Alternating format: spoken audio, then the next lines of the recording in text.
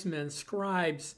Some of them you will kill and crucify, and some of them you will scourge in your synagogue and persecute from city to city, that on you may come all the righteous blood shed on the earth, from the blood of righteous Abel to the blood of Zechariah the son of Berechiah, whom you murdered between the temple and the altar. Assuredly I say to you, all these things will come upon this generation. Now, Zechariah there, the son of Berechiah, is John the Baptist's father. So from Abel, the first murder on earth, until Zechariah, Jesus is saying all the righteous blood that was shed on the earth during that time period is going to come upon this generation. He's speaking to the religious Jews. He's speaking to Israel. He's speaking to the priesthood, to the scribes, to the Pharisees, to the leadership, to the king of Israel at that time, Herod. And he's speaking judgment. He's telling them that judgment is coming on you. You're going to pay for all of that judgment. And what happened was, and we'll read in the next verses, let's look at verse 37. It says, Jerusalem, Jerusalem, the one who kills the prophets and stones those that are sent to her. How often I wanted to gather your children together as a hen gathers her chick under her wing, but you are not willing. See, your house is left to you desolate. For I say to you, you shall see me no more till you say, blessed is he who comes in the name of the Lord. Let me just read these next two verses. Chapter 24, verse 1. Then Jesus went and departed out of the temple. His disciples came to him to show him the buildings of the temple. Jesus said to them, do you not see these things? Assuredly I say to you, not one stone will be left upon another that shall not be thrown down. So here's what Jesus is doing. This is during Holy Week. Again, we're continuing that series. He continues to judge and condemn several times Israel, the nation, Jerusalem, the city. Here he says that the temple will be taken down, not one stone will be upon another.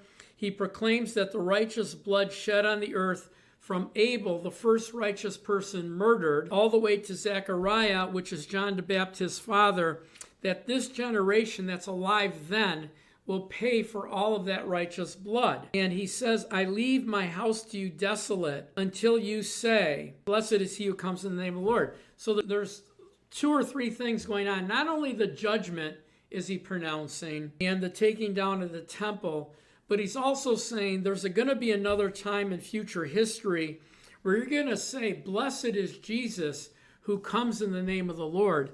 I believe that during Great Tribulation, when Antichrist goes into the temple that isn't built yet and proclaims himself to be the Messiah or God, I believe that the blinders come off of the Jews and they join us, the church on the earth. And we travel through Great Tribulation together.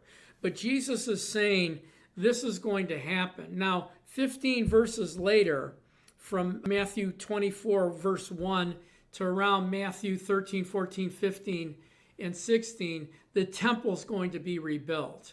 So the temple, a physical temple, is going to be rebuilt. That's prophetic.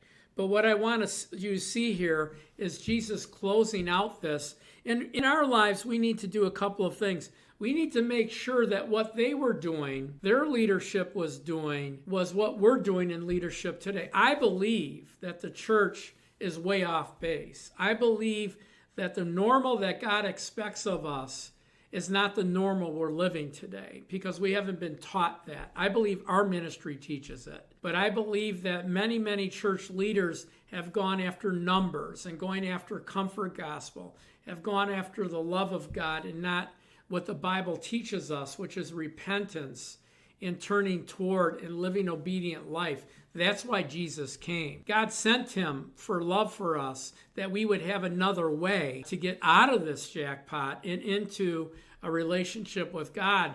And that means walking with God and living for God, denying ourselves in the world, picking up our cross and following him.